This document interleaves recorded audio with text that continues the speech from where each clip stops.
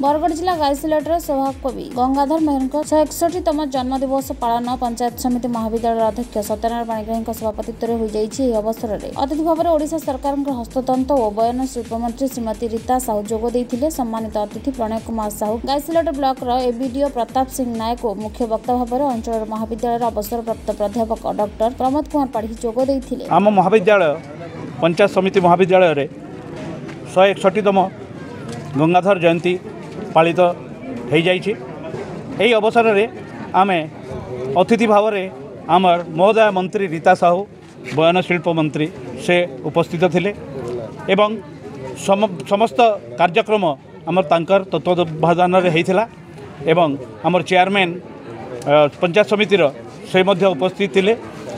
आमर मुख्य वक्ता पाड़ी बाबू मध्य उपस्थित थिले।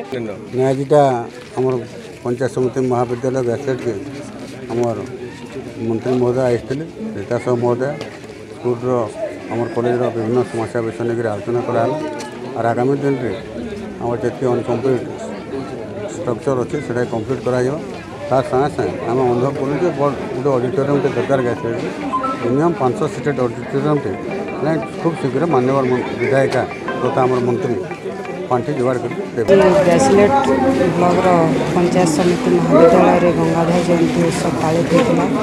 आमर अंचल लगी गंगाधर जने आमर लगी गर्व गौरव आमर गौरव अटंती। आमर बरपाली जन्मग्रहण बरपाली माटी ज्योति प्रज्वलन होता। समस्ते ओडिशावासी समग्र ओडिशावासी उत्साहित गंगाधर जयंती उत्सव समग्र ओडिशा मुखरित हो जाइए। गाइसिलेटर प्रदीप साहू रिपोर्ट कामयाब टीवी।